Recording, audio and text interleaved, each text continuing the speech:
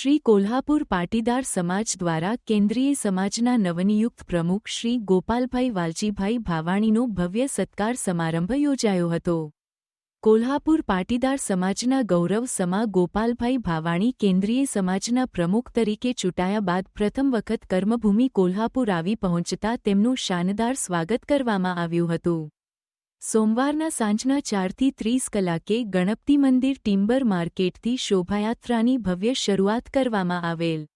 શરૂઆતમાં પ્રમુખ ગોપાલભાઈ ભાવાણી, કેન્દ્રીય સમાજમાં કારોબારી સભ્ય તરીકે નિયુક્ત થયેલ ડાહ્યાભાઈ ગોરાણી, રતનશીભાઈ લીંબાણી અને દેવજીભાઈ પોકાર સર્વેને રથમાં બેસાડીને સમાજવાડી સુધી શોભાયાત્રા કાઢવામાં આવેલ।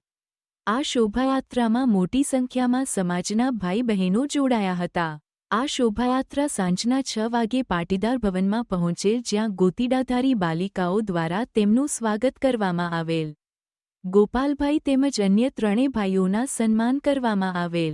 ગોપાલભાઈનું સન્માન સમાજના માજી પ્રમુખ શ્રી જેઠાબાપા તથા ડાયાબાપા વાગડિયા તરફથી કરવામાં આવેલ। કોલ્હાપુર ગુજરાતી સમાજ તરફથી પણ ગોપાલભાઈનું સ્વાગત કરવામાં આવેલ। કોલ્હાપુર આરએસએસ તરફથી પણ ગોપાલભાઈનું સ્વાગત કરવામાં આવેલ।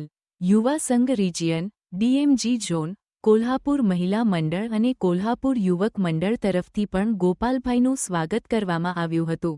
સ્વાગત કાર્યક્રમ પૂરો થયા પછી સૌ અલ્પાહાર લઈ વિખૂટા પડ્યા હતા। તે અગાઉ ગોપાલભાઈ ભાવાણી મુંબઈથી ટ્રેન દ્વારા કોલ્હાપુર આવી પહોંચતા રેલવે સ્ટેશન ખાતે સમાજના અગ્રણીઓએ તેમને આવકાર્યા હતા। આ વિડિયો લાઈક કરવા અને શેર કરવા વિનંતી છે। જો તમે હજુ સુધી આ ચેનલ સબસ્ક્રાઇબ ન કરી હોય તો આ ચેનલને સબસ્ક્રાઇબ કરી બેલ આઇકોન દબાવવા વિનંતી છે।